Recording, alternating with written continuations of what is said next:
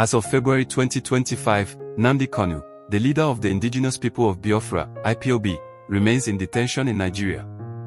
In December 2023, Nigeria's Supreme Court reinstated terrorism charges against him, reversing a previous Court of Appeal decision that had discharged and acquitted him.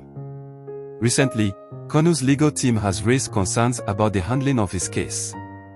Justice Binta Nyoko, who had previously recused herself due to allegations of bias, was reassigned to preside over Kanu's trial. In response, Kanu's lawyers petitioned the Chief Justice of Nigeria, Justice Kudirat Kokerikon, requesting the reassignment of his case to a different judge. The prolonged detention and legal proceedings have drawn international attention. Kanu's brother, Kingsley Kanu, has accused the UK government of abandoning Nnamdi, a British citizen, and has called on Prime Minister Keir Starmer to intervene. Despite Nigerian courts acknowledging the illegal transfer of Nnamdi from Kenya to Nigeria in 2021, the UK government has yet to take significant action. Stay with us as we delve deeper into this situation through a story inspired by African folklore. In a land of rolling hills and vast forests, there was a great eagle named Nnamdi. He was no ordinary bird, he was strong, wise, and had a voice that carried across the valleys.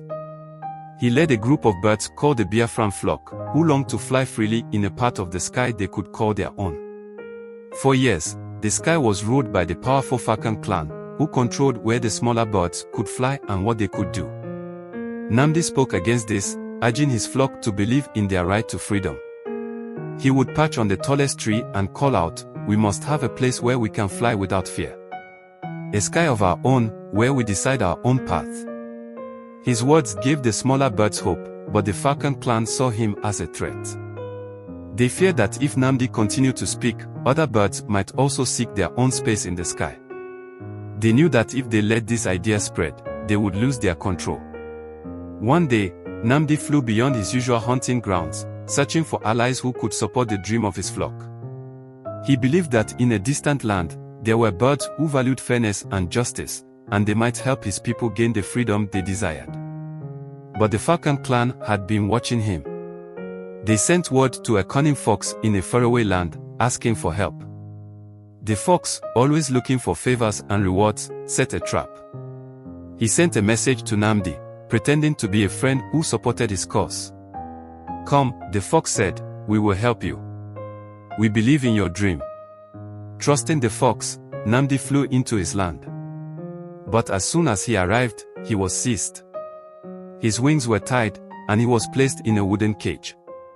The Falcon clan then sent their strongest hawks to carry Nnamdi back to their land, where they locked him in a dark and narrow cage. Back in Nnamdi's homeland, his capture sent shockwaves through the Biafran flock. They cried out for his release, hoping the great lion, who ruled over the entire land, would step in.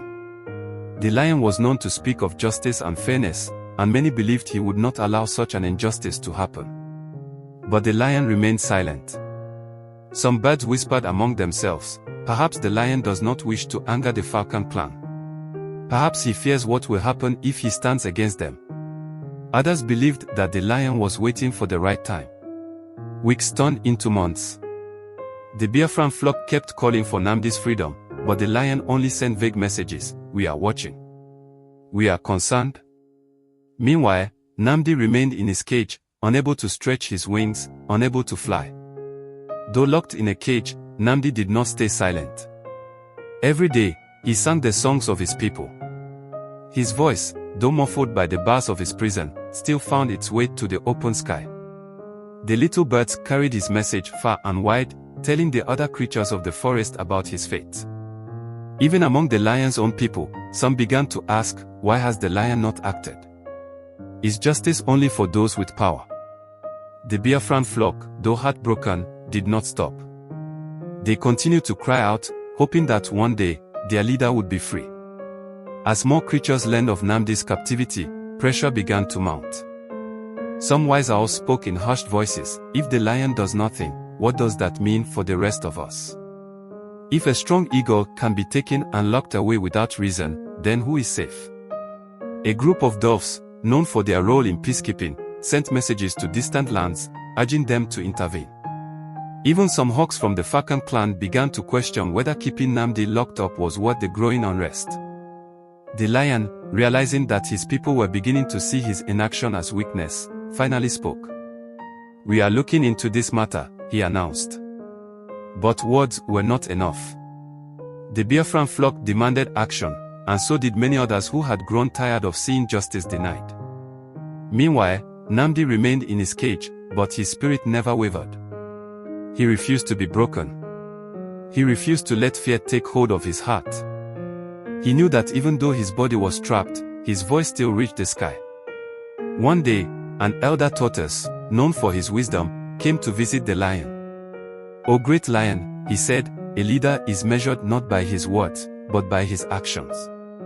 If you allow this injustice to stand, your own power will weaken. The creatures of the land will see that even the mighty lion fears the falcon clan. But if you act, you will be remembered as a ruler of true strength and fairness." The lion, now seeing the weight of his inaction, finally called for a great meeting.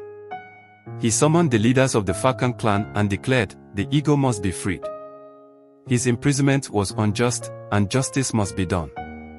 The falcon clan, faced with growing pressure from all sides, had no choice.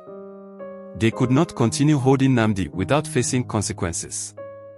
Reluctantly, they agreed to let him go. The news spread quickly. The Biafran flock rejoiced, singing the songs of freedom that Nnamdi had taught them. As he was released from his cage, he stretched his wings and soared into the sky once more. Though weakened by his time in captivity, his spirit was stronger than ever. He returned to his homeland, where his flock greeted him with open wings. They knew that the struggle was not over, but they also knew that no matter what, their voices would never be silenced again.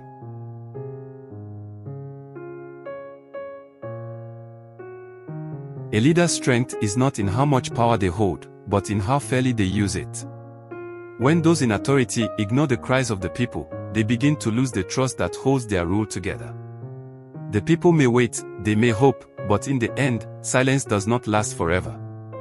A cage may be built with the strongest iron, its bars tightly locked, yet the truth does not stay confined. It moves through whispers, through voices that refuse to be drowned out. Even when one voice is silenced, others rise to carry its message. No amount of force can keep the truth hidden forever. Throughout history, injustice has never lasted without resistance. No ruler, no government, no system can suppress the will of the people indefinitely. There comes a time when the weight of oppression becomes too much to bear, and when that moment arrives, the people rise. It is not a question of if, but when. In the real world, Nnamdi Kanu's case echoes these truths. His long detention, the reluctance of those in power to act, and the persistence of his supporters show the same patterns seen in history time and time again. The story of the caged eagle is not just a tale, it is a reflection of reality. The question that remains is whether justice will triumph. Will Nnamdi Kanu regain his freedom as the eagle did? Only time will tell. But one thing is certain, when people refuse to be silenced, when they stand together, the course of history begins to shift. No cage, no silence, no oppression lasts forever.